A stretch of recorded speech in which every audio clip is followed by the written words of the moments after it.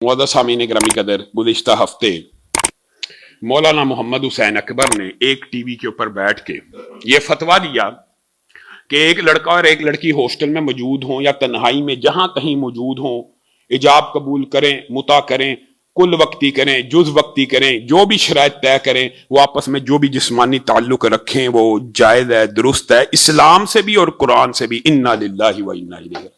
Hostel में एक लड़की एक लड़का आ गए हैं जी, उनको कमरा अलाट हो गया कि इस हॉस्टल के कमरे में तुमने रहना है। तो अब जहर एक जवान बच्चे हैं तो दोनों नामहरम एक दूसरे के लिए। अगर वो इस शर्त के साथ या जो भी शराइत रखना चाहें मुता कर लें कि जब तक हम यहाँ इस यूनिवर्सिटी में पढ़ रहे हैं, यहाँ पर मौजूद हैं, हम एक दूसरे के लिए महरम हैं। हम आज से सिर्फ 10 या 15 साल कबल अहले तशय्यो की किताबों से उठाकर मुता दिखाया करते थे तो हमारे ऊपर ये इल्जाम लगा करता था आप झूठ बोलते हैं, उनके नजदीक मुता जायज नहीं है। अब शिया उलमा एलानिया नेशनल मीडिया के ऊपर आके निकाह मुता को डिफेंड कर रहे हैं और निकाह मुता को माद अल्लाह की तरफ मंसूब कर रहे हैं। और जो आयत फमस्तमतातुम बिही मिनहुन्ना वाली निकाह की आयत है महर देने की, उसको निकाह मुता की आयत बना दी। याद रखिएगा, मुता एक ऐसा निकाह है जिसके अंदर निकाह की हर शर्त उनके यहां जो मकबूल है मौजूद है, लेकिन मुद्दत का तयन किया जाता है। यहां से आपने एक बात को समझना है, हर ऐसा निकाह जो तलाक की बुनियाद पर हो, तलाक की बुनियाद से मुराद ये है जिसके अंदर मुद्दत का तयन हो कि इतने अरसे के बाद मैं तुम्हें छोड़ दूंगा, और वो मुद्दत चाहे 40 साल हो, चाहे 30 साल हो, चाहे 10 साल हो, चाहे 1 साल हो, चाहे 1 माह हो, चाहे 1 घंटा हो, चाहे 1 मिनट हो, इस निकाह को निकाह मुता कहा जाएगा। और यह निकाह इस्लाम में बातिल, फासिद, हराम है। और कुदरती बात है, पिछले खुतबा हजरत अब्दुल्लाह इब्न अब्बास की इसी बात पे खत्म हुआ। याद रखिए, बाद लोग ये दलील देते हैं चलो जी ये इतना बुरा अमल नहीं है, इस्लाम में पहले हलाल तो था। याद रखिएगा, ये बात भी मुगालता और गलत है। इस्लाम आया, कुछ चीजें मुआशरे में मौजूद थी, इस्लाम ने आहिस्ता आहिस्ता आहिस्ता आहिस्ता उनको रोका। ये वही बात है अगर कहा जाए कि शराब पीने में कोई हर्ज नहीं है कि इस्लाम में पहले हलाल थी, ये वही बात है।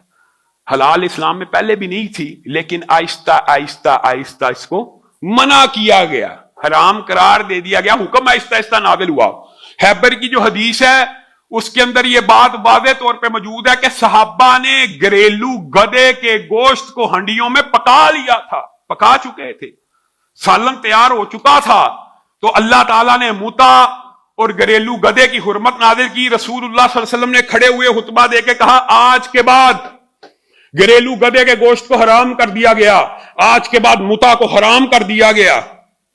यहां से यह हज करना कि इससे पहले इस्लाम में हलाल था, यह भी कज फहमी और बदबख्ती है। इस्लाम में हलाल नहीं था, मुआशरे में एक चीज हलाल चली आ रही थी। रसूलुल्लाह सल्लल्लाहु अलैहि वसल्लम ने खैबर के और फतेह मक्का के मौके के ऊपर सराहतन के जिन्होंने खैबर में नहीं सुना फतेह मक्का पे सुन ले, बार बार कहा हराम कर दिया गया, हराम कर दिया गया मुता को। अब सहाबा का तर्ज अमल क्या था? जिस वक्त रसूलुल्लाह सल्लल्लाहु अलैहि वसल्लम ने कहा कि घरेलू गधे के गोश्त को और मुता को हराम कर दिया गया, सहाबा हंडिया पका चुके हुए थे, खाने के लिए तैयार थे, लुकमे उठा चुके हुए थे, हंडियों को उल्टा दिया और घरेलू गधे के गोश्त को बहा दिया। घरेलू गधा, उसके अंदर हुर्मत की कोई दलील मौजूद नहीं है सिवाय हदीस रसूल के, क्योंकि उसके सारे दांत सीधे हैं।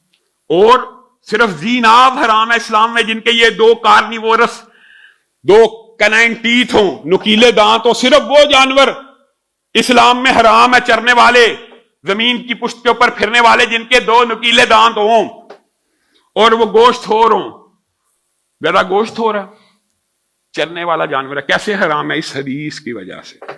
और मुता भी हराम है। और याद रखिए, हर वो निकाह, इससे मुराद आगे से लोगों ने बातें की हुई है, और जी वाबी जी मुता को हराम कहते हैं जी, खुद मिस्यार को हलाल समझते हैं, ये मसला भी समझ लीजिए।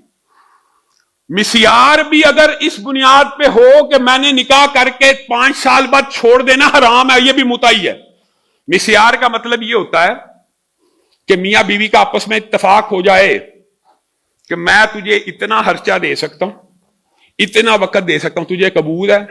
बीवी के ठीक है, अगर आप इतना ही खर्चा दे सकते हैं, इतना ही वक्त दे सकते हैं, मुझे कबूल है। खामन के कि उसके बदले में मैं आपसे खाने का तकादा नहीं करता, मैं आपसे कपड़े धोने का तकादा नहीं करता, अपने वालिदैन की खिदमत का तकादा। इसको मिस्यार कहते हैं कि हकूक को फराइज में से कोई चीज को छोड़ दिया जाए आसानी के लिए। इन्होंने मिस्यार समझा कि ट्रैवलर निकाह, ट्रांसलेशन कर रहे हैं, ट्रैवलर निकाह भी अगर मुद्दत तय करके किया जाएगा हराम है।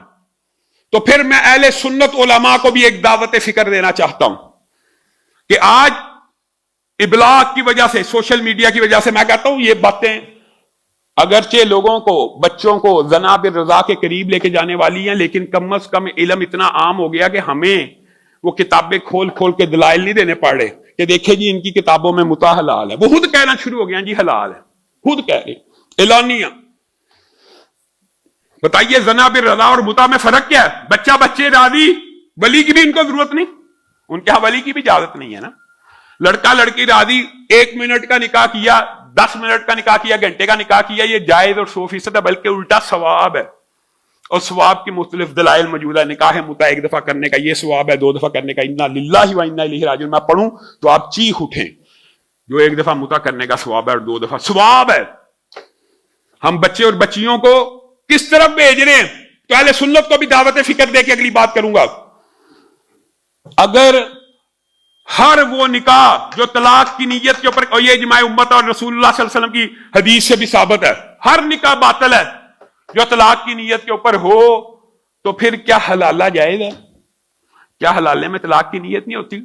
और हलाला तो बदतरीन है मुता से भी, कि बीवी सुन्नत के मुताबिक हमारे नजदीक 3 दफा तलाक, 1 तलाक होती है, वो भी इद्दत में है। आप उसका निकाह किसी मौलवी से कर देते हैं 3 दिन के लिए, दुराने इद्दत ही, दुराने इद्दत, ये मुता से भी बदतर है, दुराने इद्दत ही निकाह कर दिया। और किस बुनियाद पे किया कि मौलवी 3 दिन के बाद छोड़ देगा? ये भी मुता ही है, ये कौन सा फिर निकाह है? इसमें भी मुद्दत का तय्युन है, इसमें कौन सा फर्क है? कोई फर्क है? और फिर जब वो तलाक देता है, फिर उसकी इद्दत चल रही है, फिर रुजू हो जाता है। और आप हैरान रह जाएंगे, मुता के अंदर शादीशुदा औरत भी अगर मुता करना चाहे कर सकती है, शादीशुदा, हामन की मौजूदगी में। फिर इनसे पूछा जाता है कि बच्चा किसका होगा? कहते हैं जिसके बिस्तर पे होगा। भाई किसके बिस्तर पे? दूसरे हामन के, मुता वाले के पहले हामन। यानी अकल के ऊपर पर्दे देखिए। और हलाला भी मुता ही है कि उसके अंदर भी मुद्दत का तय्युन है। फिर आप, मेरी बात को मैं अल्लाह की कसम अहनाफ के ऊपर तंज और तशनी नहीं कर रहा, मैं सिर्फ दावत फिक्र दे रहा हूं कि आप भी तो, फिर आप और हम मुजतमे है कि मुता हराम है, तो फिर हलाले को भी हराम के और एलानिया के हर वो हलाला हराम है जिसके अंदर मुद्दत का तय्युन किया जाएगा, कहें, वरना लोगों की इस्लाह नहीं होगी। और इससे अगली जो दावत फिक्र अहले हदीस की है वो ये है कि वली के बगैर भी जो निकाह होगा हराम होगा। खुदा का वास्ता इस तरफ आइए, आपने वली के बगैर निकाह की इजाजत दे दी। देखें, वली की इजाजत नहीं है अगर निकाह में बच्ची के लिए, तो बच्ची और बच्चा 10 मिनट के लिए निकाह करके जो कुछ मर्जी कर लें, तो रास्ते तो हमने भी खोले हुए, तो अल्लाह का खौफ तो हमें भी करना चाहिए। वली की पाबंदी, फन की हुन्ना भी इज़्नि अहलिहिन्ना, कुरान का हुक्म है कि बच्चियां जब भी शादी करें वली की इजाजत से करें, इसीलिए कि ये जना मुआशरे में ना हो। जनाब रजा की फैक्ट्रियां, यूनिवर्सिटीज के हॉस्टल, और मिसाल भी मोहम्मद हुसैन अकबर साहिब ने, मौलाना ने यही दिया है कि यूनिवर्सिटी के हॉस्टल में एक लड़का और लड़कियां मुता कर लें। मिसाल भी हॉस्टल की दी। हम कहा करते थे तकिया जी इनके मजहब में, ओ कोई नहीं भाभी तुम झूठ बोलते, तबर्रा जी झूठ बोलते, वो हसन अल्लाह यारी दे।